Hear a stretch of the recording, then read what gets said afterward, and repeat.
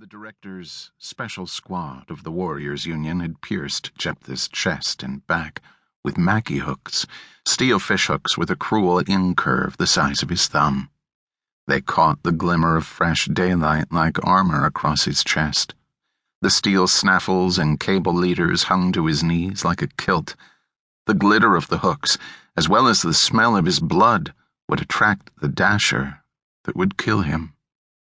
Jephthah had caught thousands of Mackie on hooks like these, set tens of thousands of these Ganyans on hundreds of long lines.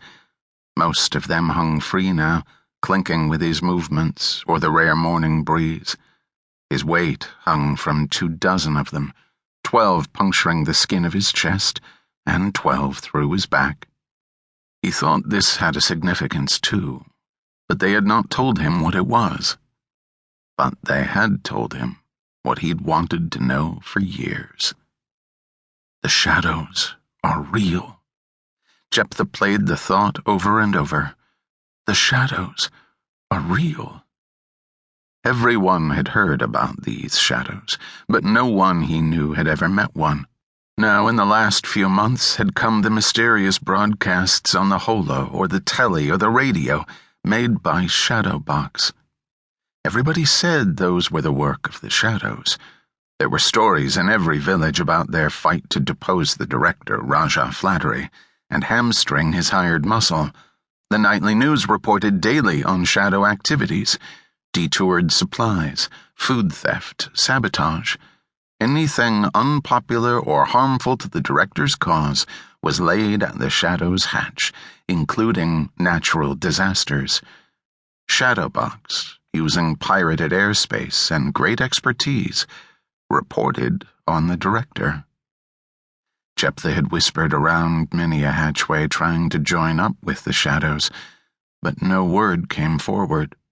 Shadowbox had given him enough hope that he had set out to strike his own blow. He understood now that this was how the shadows worked. He'd wanted to destroy the seat of power itself, the main electrical station between the director's private compound and the sprawling manufacturing settlement adjacent to it, Calalok. The power station that Jephthah chose was a hydrogen retrieval plant that supplied hydrogen, oxygen, and electricity to all of the subcontractors in the director's space program. Blowing the plant would set Flattery's precious Project Voidship and his orbiting factory on its heels for a while. The poor of the town were used to doing without, Jephthah reasoned. Thousands didn't even have electricity.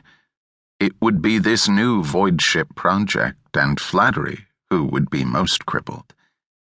He should have known that the director's security had already thought of that.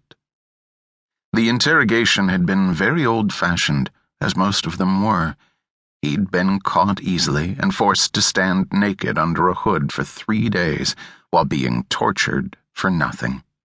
Now a host of steel snaffles clinked against hooks whenever any of his muscles moved. His wounds, for the most part, had stopped bleeding. That just made the flies sting him more.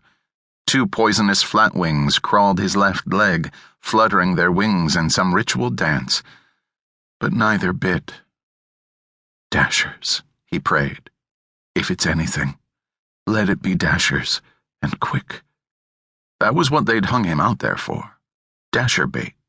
The hooded dasher would strike him hard, as is their habit. Then it would get hung up on the Mackie hooks and snare itself. The hide would bring a pretty price in the village market. It was an amusement to the security guards, and he'd heard them planning to split the change they'd get for the hide. He didn't want to be nibbled to death. A dasher would accommodate him nicely. His mouth was so dry from thirst that his lips split every time he coughed. In this hungry downslide of his life, Jephthah had dared to hope for 2 things: to join up with the shadows, and to glimpse Her Holiness, Krista Galley. He had tried his best with the shadows. Here, chained to the rocks overlooking the director's compound, Jephthah watched the stirrings of the great household through his darkening vision. One of them might be her, he thought. He was lightheaded, and he puffed his chest against the hooks and thought.